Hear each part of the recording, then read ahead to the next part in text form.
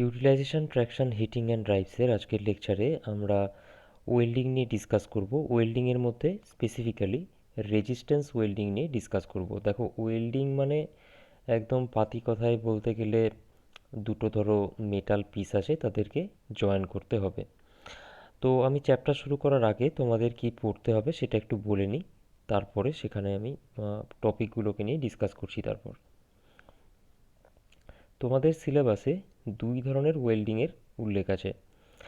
একটা হচ্ছে গিয়ে আর্ক ওয়েল্ডিং,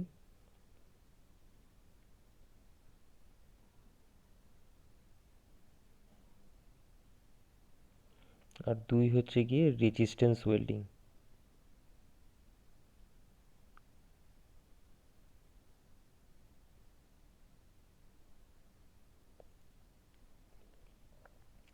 তাহলে এই দুই ধরনের ওয়েল্ডিং কি প্রিন্সিপালে কাজ করে, প্রত্যেকটার কি ভাগ, মানে প্রত্যেকটা ওয়েল্ডিংকেই আমরা আবার বিভিন্নভাবে ক্লাসিফাই করব। তো প্রত্যেকটা ক্লাসিফিকেশনের যে ওয়ার্কিং প্রিন্সিপাল, তাদের যে অ্যাপ্লিকেশান, সেগুলো আমাদের দেখতে হবে। কিছু কিছু ওয়েল্ডিংয়ের ক্ষেত্রে যে অ্যাডভান্টেজ আছে সেটাও আমাদেরকে দেখতে হবে। যেরকম হিটিংয়ের ক্ষেত্রে নন ইলেকট্রিক হিটিংয়ের থেকে আমাদের ইলেকট্রিক হিটিংয়ে কী কী অ্যাডভান্টেজ আছে পড়তে হয়েছিল, সেরকম এখানেও আমরা ইলেকট্রিক ওয়েল্ডিংয়ের কী কী অ্যাডভান্টেজ আছে সেগুলো আমাদের দেখতে হবে। তো যাই হোক, আমাদের এই দুই ধরনের ওয়েল্ডিং পড়তে হবে পরীক্ষার জন্য। তার মধ্যে আজকে আমরা রেজিস্ট্যান্স ওয়েল্ডিং নিয়ে ডিসকাস করব। রেজিস্ট্যান্স ওয়েল্ডিংয়ের যে বিভিন্ন ভাগগুলো আছে সেগুলোর ওয়ার্কিং প্রিন্সিপাল নিয়েও ডিসকাশন হবে এখানে। আর এই টোটাল চ্যাপ্টারটা পুরো গল্পের আকারে পড়তে হবে, কারণ যে প্রিন্সিপালগুলো আছে সেগুলো খুবই সহজ, জাস্ট গল্পের আকারে গুছিয়ে কতটা ভালো লিখতে পারছো তার উপর বেস করে নাম্বার। আচ্ছা, আর এখানে ধরো রেজিস্ট্যান্স ওয়েল্ডিংয়ের মধ্যেই যে বিভিন্ন ভাগগুলো আছে, ম্যাক্সিমাম ক্ষেত্রেই তাদের উপর শর্ট নোট বা ওয়ার্কিং প্রিন্সিপাল আসে। তো কোশ্চেনে বলুক বা না বলুক, তা যে ওয়েল্ডিংগুলো আছে তার ছবিগুলো কিন্তু দিতে হবে। আর যখন শর্ট নোট হিসেবে আসবে, শর্ট নোট হিসেবে এলে ওয়ার্কিং প্রিন্সিপাল লিখবে, তারপর তাদের ছবি দেবে, আর তারপরে লাস্টে তাদের যে অ্যাপ্লিকেশানগুলো আছে সেই অ্যাপ্লিকেশানগুলো দিতে হবে, তবে গিয়ে মার্কসটা ভালো পাবে এখানটায়।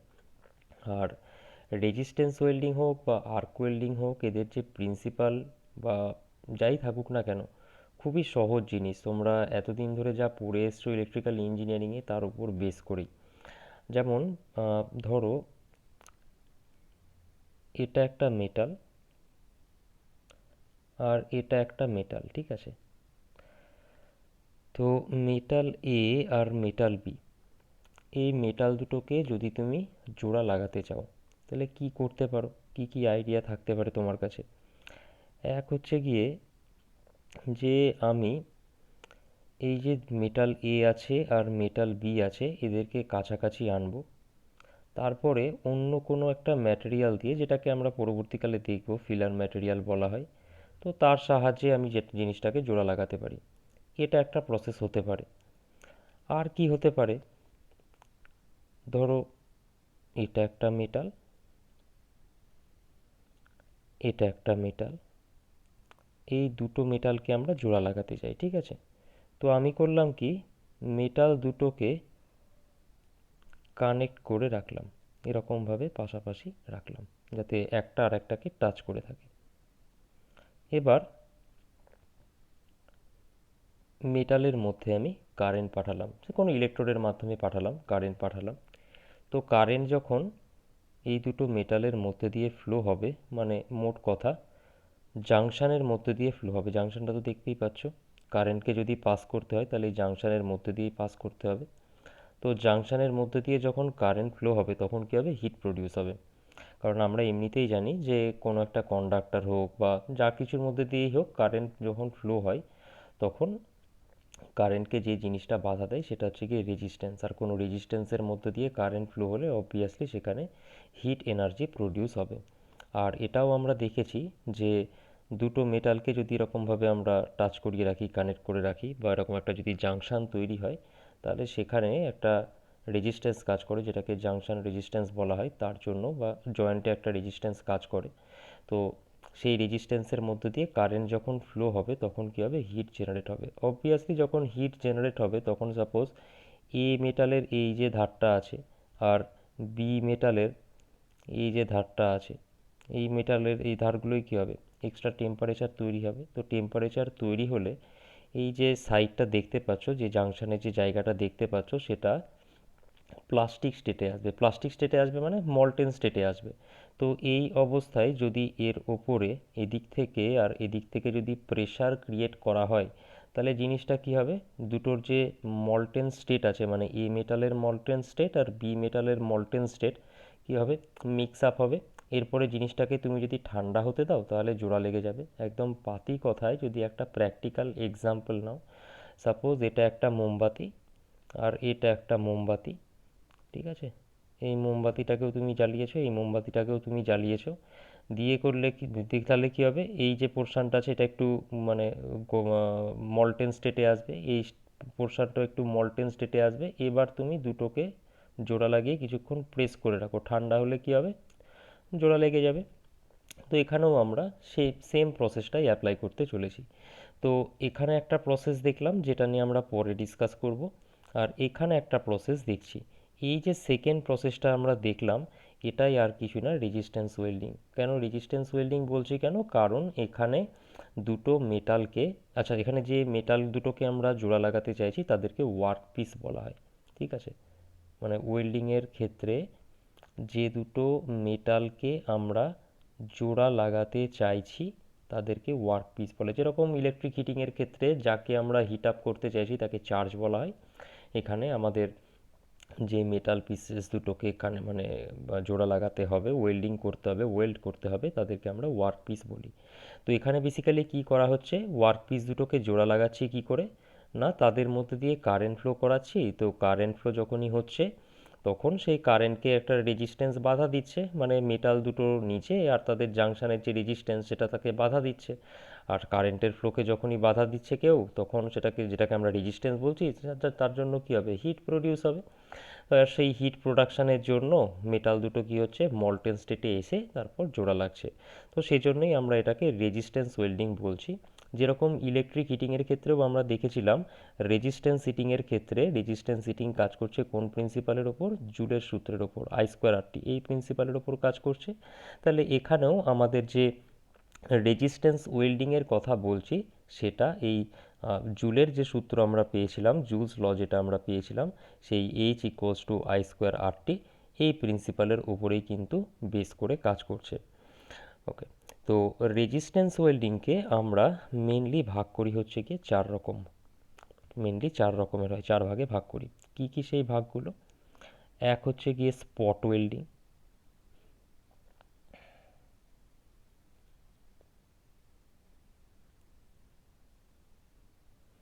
দুই হচ্ছে সিম ওয়েল্ডিং,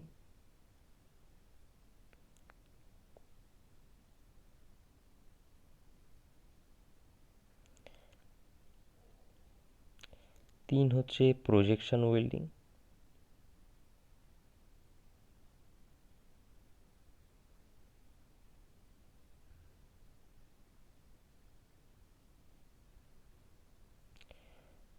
আর চার হচ্ছে গিয়ে বাট ওয়েল্ডিং।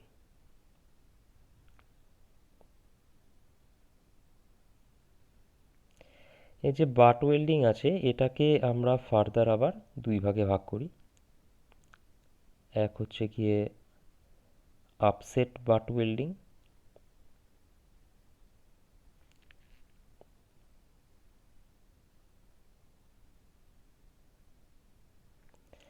আর দুই হচ্ছে গিয়ে ফ্ল্যাশ বাট ওয়েল্ডিং।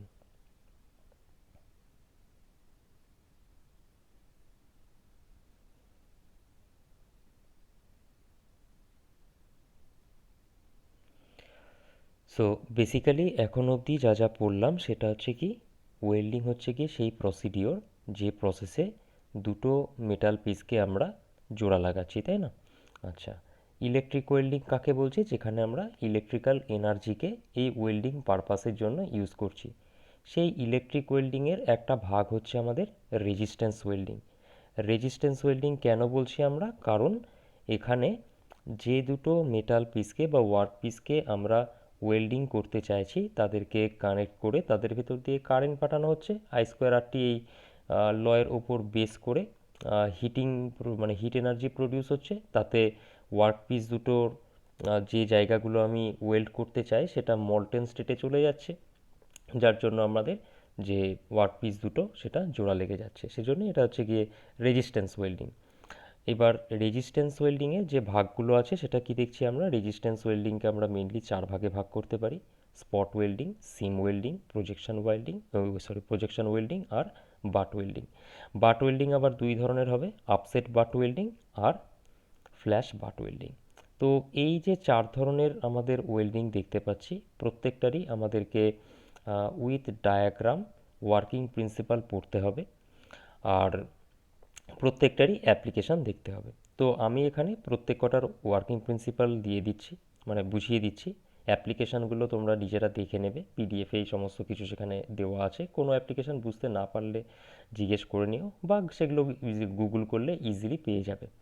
আর আরেকটা জিনিস বলে রাখি, আমি এখানে প্রত্যেকটা জিনিস বুঝিয়ে তো দিচ্ছি, বাট কোনো ওয়েল্ডিং যদি প্র্যাকটিক্যালি দেখতে চাও বলতে ইউটিউবে গিয়ে যে কোনো একটা, সাপোজ স্পট ওয়েল্ডিংয়ের কথা বলছি বা সাপোজ প্রজেকশন ওয়েল্ডিংয়ের কথা বলছি, তোমার ইচ্ছে হলো যে জিনিসটা প্র্যাকটিক্যালি কীভাবে হচ্ছে সেটা দেখব, তো ইউটিউবে গিয়ে projection welding working principal animation এরকম বলে সার্চ মারবে, তাহলে সেখানটায় একটা ভালো একটা ভিডিও পেয়ে যাবে। যে আমি এখানে তো ওয়ার্কিং প্রিন্সিপাল বুঝিয়ে দিচ্ছি, সেটার উপর বেস করে তখন ওই ভিডিওটা দেখবে, তাহলে ওখানে 3D ছবি পাবে, নিজের বুঝতে সুবিধা হবে। যদি চাও তো সেরকমভাবে নিজেকে প্রিপেয়ার করতে পারো। আদারওয়াইজ এখানে যেটুকু ওয়ার্কিং প্রিন্সিপাল বুঝিয়ে দেওয়া হচ্ছে সেটুকু তোমাদের সেমিস্টার এক্সামের জন্য মোর দ্যান এনাফ। ঠিক আছে? আচ্ছা, তো ফার্স্টে আছে আমাদের স্পট ওয়েল্ডিং। তো স্পট ওয়েল্ডিংটা দেখে নাও।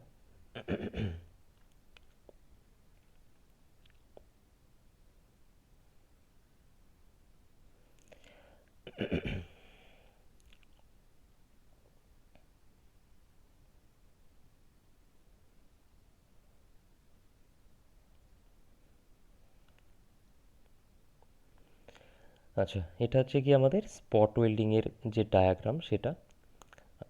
এখানে আমি একটা কথা বলেছিলাম যে যে দুটো ওয়ার্কপিসকে জোড়া লাগাতে হবে তাদের মধ্যে দিয়ে কারেন্ট ফ্লো করাতে হবে। তাহলে কারেন্ট ফ্লো যদি করাতে হয় তাহলে আমার সোর্সের দরকার হবে। তো সেটার জন্য আমরা করছি কি, দেখো এখানে একটা ট্রান্সফর্মার ইউজ করেছি। যে ট্রান্সফর্মারের এটা হচ্ছে গিয়ে প্রাইমারি আর এটা হচ্ছে গিয়ে সেকেন্ডারি। তার মানে ট্রান্সফর্মারের যে সেকেন্ডারিটা আছে সেই সেকেন্ডারির সাহায্যে আমি যাকে ওয়েল্ডিং করতে চাইছি তার মধ্যে কারেন্ট পাঠাবো। ফর এক্সাম্পল, এখানে দেখতে পাচ্ছ দুটো মেটাল পিসকে রাখা আছে, একটা এ আর একটা বি, দুটো মেটাল পিস ওয়ার্ক পিসকে রাখা আছে, এদেরকে ওয়েল্ডিং করতে চাইছি। তাহলে এই দুটো প্লেটের মধ্যে দিয়ে কারেন্ট পাঠাতে হবে, সেটাকে ট্রান্সফরমারের সেকেন্ডারির সাথে কানেক্ট করা হয়েছে। আচ্ছা, এটা গেল ফার্স্ট কথা।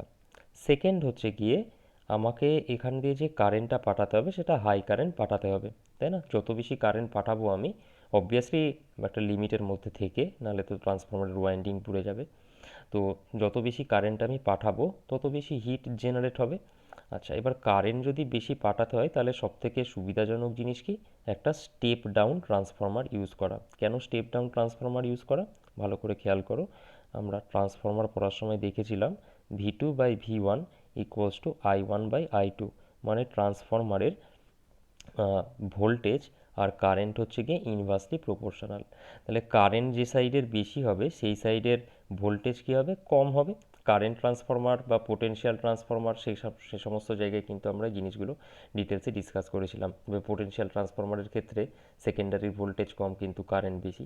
যাই হোক, তো আমার এখানে সেকেন্ডারিতে কারেন্ট বেশি লাগবে, মানে ওয়ার্ক পিসের মধ্যে দিয়ে কারেন্ট বেশি লাগবে, তাহলে সেকেন্ডারির ভোল্টেজ কম লাগবে। তাহলে কোন ট্রান্সফরমারের ক্ষেত্রে সেকেন্ডারির ভোল্টেজ কম আর প্রাইমারির ভোল্টেজ বেশি, সেটা হচ্ছে গিয়ে অবভিয়াসলি স্টেপ ডাউন ট্রান্সফরমার। এখানে নাম্বার অফ টার্নস দেখেই বুঝতে পারছো, প্রাইমারির নাম্বার অফ টার্নস বেশি, সেকেন্ডারির নাম্বার অফ টার্নস কম। তাহলে একটা স্টেপ ডাউন ট্রান্সফরমারের সাহায্যে আমাকে সাপ্লাইটা দিতে হবে।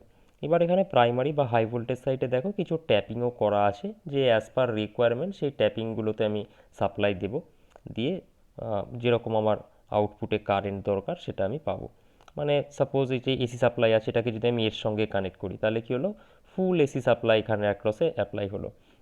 আমি যদি মনে করি যে না আমি ওখানটা অ্যাপ্লাই করতে চাইছি না, আমি এখানে অ্যাপ্লাই করব, তাহলে প্রাইমারিতে ভোল্টেজটা কিছুটা কম অ্যাপ্লাই হলো। আবার যদি মনে করি যে না আমি ওখানে অ্যাপ্লাই করতে চাই না, আমি এখানে অ্যাপ্লাই করতে চাই, তাহলে এরকম করে আমি ট্যাপিংগুলো দেওয়া আছে, সেই ট্যাপিং অনুযায়ী আমার as per requirement supply voltage আমি দেবো। তাহলে মোট কথা, স্পট ওয়েল্ডিংয়ের ক্ষেত্রে কি হচ্ছে না, যে ওয়ার্কপিস আছে সেই ওয়ার্কপিসকে আমরা একটা স্টেপ ডাউন ট্রান্সফরমারের সাহায্যে সাপ্লাইটা দিচ্ছি। ইভেন শুধু এটা স্পট ওয়েল্ডিংয়ের ক্ষেত্রে না, আমরা এখন যে ওয়েল্ডিং করব সব জায়গাতেই স্টেপ ডাউন ট্রান্সফরমার ইউজ করে যাকে ওয়েল্ডিং করতে চাইছি তার মধ্যে কারেন্ট পাঠানো হবে। দুটো ইলেকট্রোড দেখো এখানে ইউজ করা হয়েছে, একটা এটা আর একটা হচ্ছে গিয়ে এটা, দুটো ইলেকট্রোড ইউজ করা হয়েছে। এই দুটো ইলেকট্রোডকে দুটো ক্ল্যাম্পের সঙ্গে লাগানো আছে বা আর্মের সাথে লাগানো আছে। এই আর্মটা হচ্ছে গিয়ে ফিক্সড আর্ম, আর এই আর্মটা হচ্ছে মুভেবল আর্ম। কিভাবে কাজ করবে একটু দেখা যাক। দেখো পাতি কথায়, এখানে ধরো ফিক্সড টার্মটা আছে, তাই তো ফিক্সড টার্মের ইলেকট্রোডটা এখানটায় আছে, দেখতেই পাচ্ছ ফিক্সড টার্মের ইলেকট্রোডটা এখানটায় আছে। মুভেবল আর্মকে কিছুটা আমি ওপরে তুলে রাখলাম। যে দুটো মেটাল পিসকে জোড়া লাগাতে হবে তাকে এখানটা আমি ইনসার্ট করে দিলাম, ভেতরে ঢুকিয়ে দিলাম, দিয়ে করলাম কি মুভেবল আর্মটাকে আস্তে আস্তে নিচে নামাতে থাকলাম। তাহলে জিনিসটা কি হবে এখন দেখো, ব্যাপারটা হচ্ছে গিয়ে একটু এখানে একটা ছবি আঁকি তাহলে বুঝতে পারবে। সাপোজ এটা হচ্ছে গিয়ে মুভেবল আর্মের ইলেকট্রোড এটা, আর এটা হচ্ছে গিয়ে ফিক্সড আর্মের ইলেকট্রোড এটা, এর ওপরে আমি মেটাল পিসটাকে রাখলাম, ঠিক আছে। এবার করলাম কি মুভেবল আর্মটাকে আস্তে আস্তে নামিয়ে নিলাম, নামিয়ে আমি কানেক্ট করে দিলাম এখানটায়, নামিয়ে এখানে কানেক্ট করে দিলাম, হয়ে গেল। এবার কি হবে, যখনই আমি সুইচ অন করব আমার এর মধ্যে দিয়ে কারেন্ট ফ্লো হবে। এবার দেখো পার্টিকুলার যে জায়গাটায় আমি প্রেস করছি এই জায়গাটার মধ্যে দিয়ে কি কারেন্ট ফ্লো হচ্ছে, তো পার্টিকুলার ওই জায়গাটা কি হবে, হিট জেনারেট হবে। ওদের যে জাংশনটা আছে সেই জাংশনটা গলবে, গলে গিয়ে কানেক্টেড হয়ে যাবে। তার মানে কি হলো, এখানে পার্টিকুলার একটা স্পটে আমি ওয়েল্ডিংটা করলাম। তো সেই জন্য এটা হচ্ছে গিয়ে স্পট ওয়েল্ডিং। এখানে আমরা ইলেকট্রোড যেটা আছে সেটা দুই ধরনের ইউজ করতে পারি, দেখতেই পাচ্ছ ছবিতে একটা সূচালো টাইপের দেখতে পাচ্ছ আর একটা ব্লান্ট টাইপের দেখতে পাচ্ছ। যেটা দেখতে পাচ্ছ এখানে কীরকম সূচালো টাইপের কীরকম প্রজেক্টেড, আর এখানটায় দেখতে পাচ্ছ কীরকম ব্লান্ট টাইপের। তো দুই ধরনের ইলেকট্রোড ইউজ করা যায়। তাহলে এই হচ্ছে গিয়ে আমাদের স্পট ওয়েল্ডিংয়ের যে মেন ওয়ার্কিং প্রিন্সিপাল। এখানে যে ইলেকট্রোডগুলো থাকে সেই ইলেকট্রোডগুলো জেনারেলি লো রেজিস্ট্যান্স হার্ড কপার অ্যালয় দিয়ে তৈরি হয়। ইলেকট্রোডগুলো এয়ার কুলডও হতে পারে বা আমাদের ওয়াটার কুলডও হতে পারে। ইলেকট্রোডের মধ্যে ছোট ছোট ছিদ্র থাকতে পারে যার মধ্যে দিয়ে ওয়াটার সার্কুলেট করা হয়। তো এই যে পয়েন্টেড এন্ড যেটা আছে সেটা ইউজ করা হয় জেনারেলি ওই ফেরাস টাইপের দুটো মেটাল পিসকে যদি আমরা জোড়া লাগাতে চাই সেক্ষেত্রে ইউজ করা হয়। আর এরকম ব্লান্ট টাইপের ইউজ করা হচ্ছে গিয়ে নন ফেরাস যে ম্যাটেরিয়াল থাকে সেগুলোর কি বলে ওয়ার্ক পিসকে জোড়া লাগানোর জন্য। তাহলে এই এই একটা ওয়ার্কিং প্রিন্সিপাল যদি তুমি বুঝে থাকো, বাকি ওয়ার্কিং প্রিন্সিপাল বুঝতেও কোনো প্রবলেম হবে না। সো আমি প্রথম থেকে একবার বলছি, আমাকে দুটো মেটাল পিসকে জোড়া লাগাতে হবে ওয়ার্ক পিসকে। এটা এ আর বি দুটো ওয়ার্ক পিস দেখতে পাচ্ছি। তো তাদেরকে দেখো কিভাবে বসানো হয়েছে। ফিক্সড আর্মের ইলেকট্রোডের ওপর জিনিসটাকে বসিয়ে রেখেছি। মুভেবল আর্মকে তারপর আমি নিচের দিকে প্রেস করে আনবো যাতে এই তিনটেই আর কি টাচ করে থাকে। এরপর আমরা ট্রান্সফরমারের সেকেন্ডারির সাথে কানেক্ট করব। কী ধরনের ট্রান্সফরমার, স্টেপ ডাউন ট্রান্সফরমার। যখনই সুইচ অন করব এর মধ্যে দিয়ে কারেন্ট ফ্লো হবে। পার্টিকুলার এই জায়গায় কি হবে, এক্সেস হিট জেনারেট হওয়ার জন্য কারেন্ট ফ্লোয়ের জন্য ওখানকার যে জাংশনটা আছে সেটা মল্টেন স্টেটে যাবে, তারপর গলে গিয়ে জোড়া লেগে যাবে। যদি ফেরাস ম্যাটেরিয়াল হয় তাহলে এরকম পয়েন্টি এন্ডের ইলেকট্রোড ইউজ করব। আর যদি নন ফেরাস ম্যাটেরিয়াল আমাদেরকে জোড়া লাগাতে হয় তাহলে এরকম ডুম শেপের বা এই রকম ব্লান্ট শেপের আর কি আমাকে ইলেকট্রোড ইউজ করতে হবে। আর ইলেকট্রোডগুলো হচ্ছে গিয়ে লো রেজিস্ট্যান্সের ম্যাটেরিয়াল, কারণ ইলেকট্রোডের রেজিস্ট্যান্স যদি বেশি হয়ে যায় তাহলে তো কারেন্টের ভ্যালু কমে যাবে। আর ইলেকট্রোডগুলো জেনারেলি তৈরি হচ্ছে গিয়ে হার্ড কপার অ্যালয়ের তৈরি হয়। তাহলে এই হচ্ছে গিয়ে আমাদের স্পট ওয়েল্ডিং। স্পট ওয়েল্ডিংয়ের পর আমরা পেয়েছিলাম হচ্ছে গিয়ে সিম ওয়েল্ডিং, তাই না? তো এবার আমরা সিম ওয়েল্ডিং দেখব।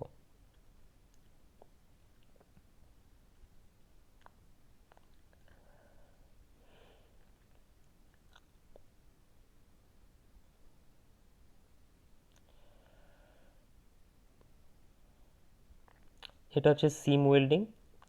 স্পট ওয়েল্ডিং আর সিম ওয়েল্ডিংয়ের মধ্যে ডিফারেন্স শুধুমাত্র একটাই। স্পট ওয়েল্ডিংয়ের ক্ষেত্রে আমাদের ইলেকট্রোডটা কীরকম ছিল একটু আগে দেখেছো, আর সিম ওয়েল্ডিংয়ের ক্ষেত্রে এর যে ইলেকট্রোডটা থাকে সেটা এরকম সার্কুলার টাইপের হয়, আর কোনো ডিফারেন্স নেই। এখানেও সেই সাপ্লাই আমাকে একটা স্টেপ ডাউন ট্রান্সফরমার দিয়েই দিতে হবে। দেখতেই পাচ্ছ দুটো মেটাল পিস আছে, দুটো মেটাল পিসকে আমরা এখানে সিম ওয়েল্ডিংয়ের মাধ্যমে এভাবে ওয়েল্ডিং করে থাকি, আর কোনো ডিফারেন্স নেই। এখানে জাস্ট রোলার শেপটা আমাদের কি বলে ইলেকট্রোডটা থাকে, আর কোনো ডিফারেন্স নেই। আর এই শেপিংয়ের জন্যই এখানে যে জাংশনটা আমাদের যে ওয়েল্ডিং যেটা হচ্ছে আর কি, সেটা এরকম টাইপের হয়। এখানেও দুই ধরনের ওয়েল্ডিং হতে পারে। দেখো এখানে আমরা যখন স্পট ওয়েল্ডিং দেখেছিলাম, স্পট ওয়েল্ডিংয়ের ক্ষেত্রে কি দেখেছি দেখো, জাস্ট একটা স্পটে ওয়েল্ডিংটা হয়েছে, মানে ওই একটা স্পটে জোড়া লেগেছে। আর এখানে রোলারটাকে আমরা মুভ করাচ্ছি ইলেকট্রোডের, তো তার জন্য কন্টিনিউয়াস এরকম কি বলে ওয়েল্ডিংটা হচ্ছে। এখানেও দুই ধরনের ওয়েল্ডিং পসিবল, কন্টিনিউয়াস হতে পারে বা পার্টিকুলার ইন্টারভাল পরপর করা যেতে পারে, সেটার ছবিও আমি এখানে অ্যাড করে দিচ্ছি।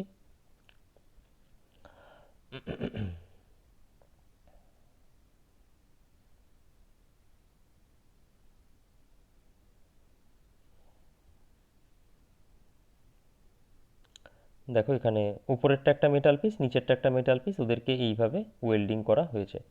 তাহলে এটা হচ্ছে কি দেখতে পাচ্ছ কি একদম কন্টিনিউয়াস ওয়েল্ডিংটা হয়েছে। আবার এখানটায় কি হয়েছে, একটা নির্দিষ্ট ইন্টারভাল পর পর আমরা ওয়েল্ডিংটা হয়েছে, এখানটায় এখানটায় আর এখানটায়। তো এই ধরনেরও সম্ভব।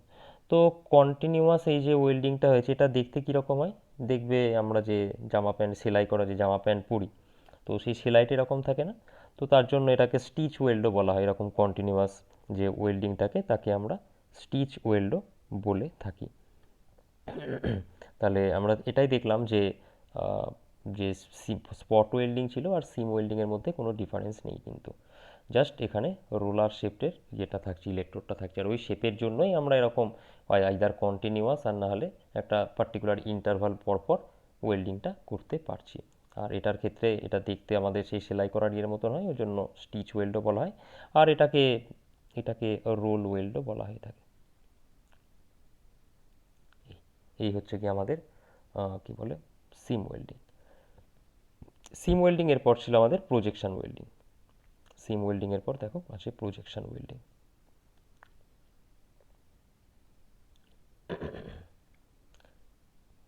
এখানে আমি দুটো ছবি নিচ্ছি, বাট এই ছবি দুটোর যে কোয়ালিটিটা সেটা খুব একটা ভালো নয়, কারণ গুগলে এর থেকে ভালো ছবি পাওয়া পসিবল হয়নি। এক মিনিট।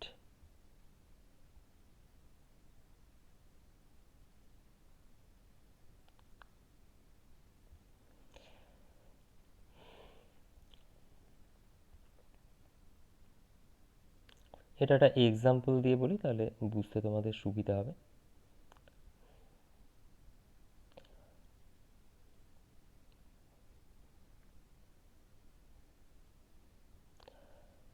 ধরো এটা একটা নাট, ঠিক আছে। এই নাটটাকে এই যে মেটাল শিট আছে, মেটাল শিটের ওপর ওয়েল্ডিং করে লাগাতে হবে, মানে এই যে মেটাল শিট, মেটাল শিটের ওপর নাটটাকে লাগাতে হবে, ঠিক আছে, ওয়েল্ডিং করে। এবার এই যে নাটটা আছে সেই নাটে দেখো কিছু প্রজেক্টেড এরিয়া আছে। প্রজেক্টেড এরিয়া মানে পাতি কথায় খোঁচা খোঁচা হয়ে বেরিয়ে থাকা পড়ে না, সেরকম প্রজেক্টেড এরিয়া। তো তাহলে একে আমাদেরকে এর উপরে লাগাতে হবে। আচ্ছা একটা জিনিস ভাবার চেষ্টা করো, সাপোজ এই ওয়েল্ডিংয়ের কনসেপ্ট যদি না থাকতো আর এই নাটটাকে এর উপরে যদি কানেক্ট করতে হতো, তুমি কি করতে? পাতি কথায় ভাবো, ফেভিকুইক কিনতে, চারটে কোনায় যেখানে উঁচু উঁচু হয়ে আছে যেটাকে আমরা প্রজেকশন বলছি, এই চারটে কোনায় ফেভিকুইক লাগাতে, দিয়ে এর ওপরে বসিয়ে দিতে, তাই না, নাটটাকে এর ওপরে বসিয়ে দিতে। বাট এখন আমাদের কাছে ওয়েল্ডিং আছে, ওয়েল্ডিংয়ে আমরা কি করব? আমরা যেটা করব সেটা হচ্ছে গিয়ে নাটটাকে এর ওপর বসাবো, নাটটাকে এর উপরে বসাবো। এবার একটা জিনিস ভাবো, নাটটাকে যদি এর উপর বসাই, নাটের টোটাল তলাটাই কি মানে এক মিনিট কালারটা চেঞ্জ করি বুঝতে সুবিধা হবে। আমরা যদি এই নাটটাকে এর উপরে বসাতে চাই, তাহলে নাটের টোটাল সারফেসটাই কি আমার, এই যে টোটাল সারফেসটা আছে, টোটাল সারফেসটাই কি মেটাল প্লেটকে টাচ করবে? তা তো করবে না। কেন? কারণ আমাদের নাটের চারটে কোণাকে উঁচু করে রাখা আছে, তাই না? মানে প্রজেকশন দেওয়া আছে। তাহলে নাটটাকে যখনই আমি এর ওপর বসাতে চাইবো, এই যে বেসগুলো আছে যেগুলোকে প্রজেকশন বলছি, সেই বেসগুলো এর ওপর থাকবে আর তার ওপরে নাটটা থাকবে। মানে নাটের এই যে সারফেস, এই যে সারফেস, এই যে সারফেস, এই যে সারফেস, সেটা কিন্তু মেটাল শিটকে টাচ করবে না। এই চারটে কোণা জাস্ট টাচ করবে, এই কোণাগুলো মেটাল শিটকে টাচ করবে।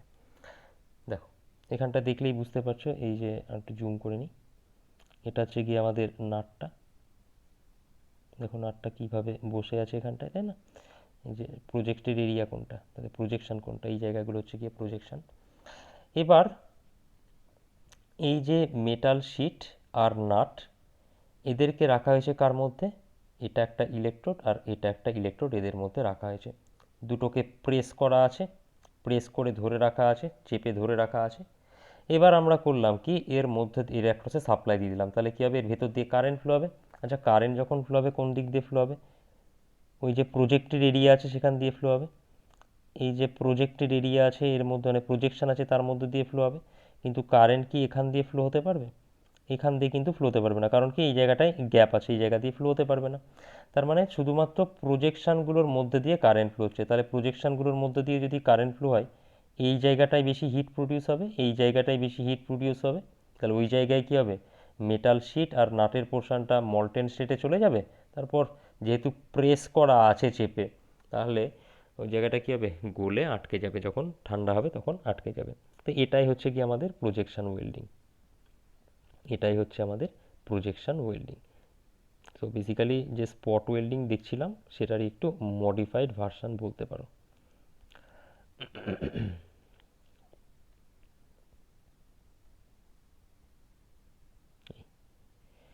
এই হচ্ছে আমার প্রজেকশন ওয়েল্ডিংয়ের যে ছবিটা, পরীক্ষাতে আসলে এই ছবিটাই আঁকতে হবে। এখানেও তাই, আমাদের যে সাপ্লাই দিতে হচ্ছে সেই সাপ্লাইটা আসছে হচ্ছে আমাদের একটা স্টেপ ডাউন ট্রান্সফরমার থেকে। একটা ফিক্সড আর্ম আর একটা হচ্ছে মুভেবল আর্ম। এখানে ওয়ার্কপিসকে রাখো, ফোর্স প্রেস করো, প্রজেকশন যেগুলো থাকবে সেখানে বেশি হিট প্রডিউস হবে, সেই জায়গাটা গলে গিয়ে মল্টেন স্টেটে গিয়ে ওয়েল্ডিং হয়ে যাবে। তাহলে এই গেল হচ্ছে কি আমাদের প্রজেকশন ওয়েল্ডিং। যাই হোক, আচ্ছা এবার প্রজেকশন ওয়েল্ডিংয়ের পরে কি ছিল, বাট ওয়েল্ডিং ছিল। বাট ওয়েল্ডিংয়ের আবার দুটো ভাগ ছিল, আপসেট বাট ওয়েল্ডিং আর ফ্ল্যাশ বাট ওয়েল্ডিং।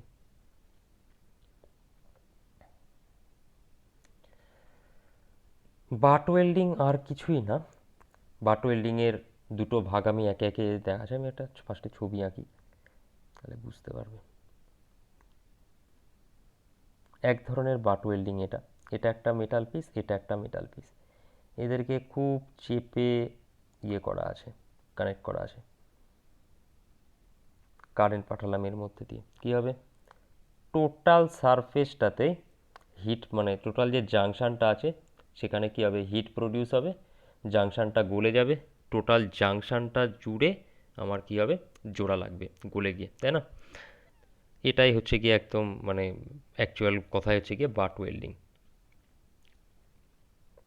তো ফার্স্টে আমরা বাট ওয়েল্ডিংয়ের যে ফার্স্ট ভাগটা আছে সেটাতে আমরা যাচ্ছি।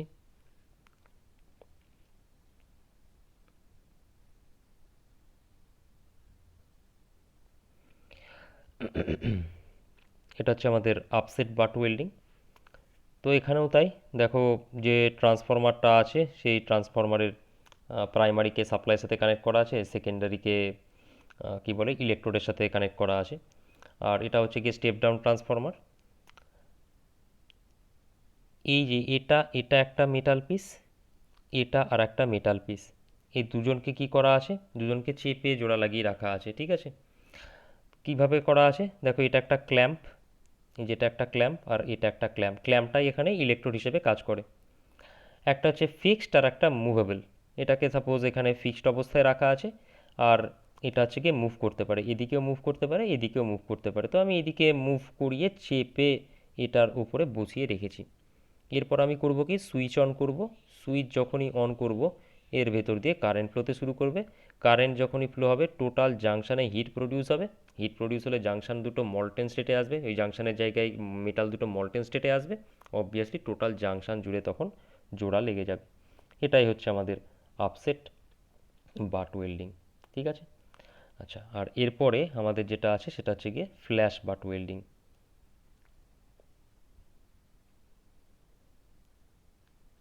ফ্ল্যাশ বাট ওয়েল্ডিংয়ে কী হয়, ওখানে মেটাল দুটোকে ইনিশিয়ালি জোড়া লাগানো থাকে না, মানে তাদের মধ্যে একটু ইয়ার গ্যাপ থাকবে, খুব small amount of air gap. এই দেখতেই পাচ্ছ এখানটায় খুব small amount of air gap আছে। এখানেও দেখো, এখানেও যা ছিল এখানেও সেম জিনিসই আছে। এখানে মেটাল দুটোকে এরকমভাবে কি হয়েছিল, কানেক্টেড করে রাখা ছিল। ওখানটায় কি করা হচ্ছে, ফ্ল্যাশ বাটের ক্ষেত্রে ওদের মধ্যে একটু গ্যাপ থাকছে। এখানেও যেরকম আমার একটা স্টেশনারি ক্যাম্প বা একটা ফিক্সড ক্যাম্প ছিল আর একটা মুভেবল ক্যাম্প ছিল, ওখানেও তাই থাকবে। এখানেও যেরকম আমার একটা স্টেপ ডাউন ট্রান্সফরমার দিয়ে ইলেকট্রোডের সাথে কানেক্ট করা ছিল ওর সেকেন্ডারিকে, ওখানেও তাই থাকবে। বাট অবভিয়াসলি মাঝখানে যদি গ্যাপ থাকে তখন কি হবে, সাফিসিয়েন্ট অ্যামাউন্ট অফ ভোল্টেজ যদি আমরা সাপ্লাই দিই, আর্ক তৈরি হবে। দেখো এখানে আর্ক তৈরি হয়ে গেছে, যার জন্য আর্ক যখনই তৈরি হবে, আর্ক মানে কি, বেসিক্যালি একটা শর্ট সার্কিট, মানে শর্ট সার্কিট কারেন্ট বলতে পারো। Huge amount of current flow হবে। তাহলে কি হবে, এখানকার এই যে এনটা আছে আর এখানকার মেটালের এই যে এনটা আছে, এরা কি হবে, মল্টেন স্টেটে চলে যাবে। তো যে মুহূর্তে গলন্ত অবস্থায় আসছে, প্লাস্টিক স্টেট বা মল্টেন স্টেটে আসছে, ঠিক সেই মুহূর্তে আমরা করছি কি, কারেন্ট সাপ্লাই দেওয়া বন্ধ করব। বন্ধ করে মুভিং যে আর্মটা আছে সেটাকে এদিকে সরিয়ে চেপে জোড়া লাগাবো। দেখো এটা বিফোর ওয়েল্ডিং এরকম ছিল, যখনই চেপে জোড়া লাগাবো তখন জিনিসটা কী হবে, এরকমভাবে ওয়েল্ডিং তৈরি হবে, মানে জিনিসটা একটু কী হবে, ছত্রিয়ে যাবে এরকমভাবে। দেখো একটু এই সাইডটা ছত্রিয়ে গেছে না, এই, তাহলে এই হচ্ছে কি আমাদের ফ্ল্যাশ বাট ওয়েল্ডিং। তাহলে আমাদের ফার্স্টে ছিল কি, স্পট ওয়েল্ডিং ছিল ফার্স্টে। স্পট ওয়েল্ডিংয়ে দেখছিলাম কি, পার্টিকুলার একটা স্পটে গিয়ে আমার ওয়েল্ডিংটা হচ্ছে, পার্টিকুলার একটা জায়গাতে, একটাই জায়গাতে। তারপরে আমরা করলাম কি, সিম ওয়েল্ডিং। সিম ওয়েল্ডিংয়ে দেখলাম কি, ওখানকার যে ইলেকট্রোডটা থাকে সেটা হচ্ছে রোলার টাইপের, সেখানে আমরা দেখতে পেলাম পার্টিকুলার ইন্টারভাল পরপর ওয়েল্ডিং হতে পারে, যেটাকে রোল ওয়েল্ড বলছিলাম। আবার এরকম কন্টিনিউয়াস হতে পারে, যেটাকে আমরা স্টিচ ওয়েল্ড বলছি। আচ্ছা, তারপর প্রজেকশন ওয়েল্ডিংয়ের ক্ষেত্রে কি দেখলাম, প্রজেকশন ওয়েল্ডিংয়ের ক্ষেত্রে একটা মেটাল, এখানেও দুটো মেটালকে আমরা জোড়া লাগাচ্ছি। একটা মেটালের কি প্রজেক্টেড এরিয়া থাকছে, মানে প্রজেকশন থাকছে। কারেন্ট ওই প্রজেকশনের মধ্যে দিয়ে যখন ফ্লো হবে, হিট জেনারেট হবে, তাহলে পার্টিকুলার যে জায়গাগুলো প্রজেকশন আছে সেই জায়গাগুলো আর একটা মেটালের সঙ্গে গিয়ে জোড়া লাগবে। এটা হচ্ছে গিয়ে প্রজেকশন ওয়েল্ডিং। তারপরে ছিল আমাদের বাট ওয়েল্ডিং। বাট ওয়েল্ডিং দুই ধরনের, তার মধ্যে এটা ছিল আমাদের আপসেট বাট ওয়েল্ডিং যেটা। তো আপসেট বাট ওয়েল্ডিংয়ের ক্ষেত্রে এখানে দুটো ক্ল্যাম্প থাকছে, ক্ল্যাম্পগুলোই কাজ করছে হচ্ছে আমাদের ইলেকট্রোড হিসেবে। স্টেশনারি ক্ল্যাম্প আর মুভেবল ক্ল্যাম্পটাকে এমনভাবে অ্যাডজাস্ট করা হচ্ছে যাতে যে মেটাল দুটোকে জোড়া লাগানো হবে তারা একদম কানেক্টেড থাকছে। কারেন্ট যখন ফ্লো হবে তখন কী হবে, জাংশনটা মল্টেন স্টেটে যাবে, জোড়া লেগে যাবে, মিক্স আপ হয়ে। আর যেটা ফ্ল্যাশ বাট ওয়েল্ডিং, সেখানে জোড়া লাগানো থাকছে না, একটু গ্যাপ করা থাকছে, তাতে কি হচ্ছে, মাঝখানে আর্ক তৈরি হচ্ছে। আর্ক তৈরি হলেই এদের যে এন্ডগুলো আছে সেগুলো এখানে প্রচুর হিট তৈরি হবে, মল্টেন স্টেটে আসবে। তখন কি হবে, মুভেবল আর্ম যেটাকে আছে সেটাকে সরিয়ে প্রেশার দিয়ে কানেক্ট করা হবে। তাতে এখানকার যে এটার যে মল্টেন স্টেট আর এটার মল্টেন স্টেটের যে মেটাল, তারা কী হবে, মিক্স আপ হবে। তারপর ঠান্ডা হয়ে গেলে এই যেরকমভাবে জোড়া লেগে যাবে। তাহলে এই হচ্ছে কি আমাদের ফ্ল্যাশ বাট ওয়েল্ডিং। তো রেজিস্ট্যান্স ওয়েল্ডিং সম্পর্কে প্রত্যেকটার ওয়ার্কিং প্রিন্সিপাল এটুকুই ছিল। এগুলো প্রত্যেকটা তাহলে ভালো করে পড়বে, প্রত্যেকটার অ্যাপ্লিকেশান দেখবে। তারপর যখন ওয়ার্কিং প্রিন্সিপাল দেখা হয়ে যাবে, বা পরীক্ষাতে দু একটা ওয়েল্ডিংয়ের অ্যাডভান্টেজ ডিসঅ্যাডভান্টেজ নিয়ে কোশ্চেন হয়, তো সেটা আমি করিয়ে দেবো। এরপরে আমাদের আর্ক ওয়েল্ডিং হবে। আর্ক ওয়েল্ডিংয়েও একই রকমভাবে কমপ্লিট করানো হবে। দুটো ওয়েল্ডিং যখন হয়ে যাবে তখন আর্ক ওয়েল্ডিং আর রেজিস্ট্যান্স ওয়েল্ডিংয়ের আমরা কম্পারিজন করব, পার্থক্য দেখব, ডিফারেন্সেস গুলো দেখতে হবে সেখানটায়। আর ওয়েল্ডিংয়ের জন্য আমরা কি মেশিন ইউজ করি সেটাও আমরা সেখানটায় করে নেব।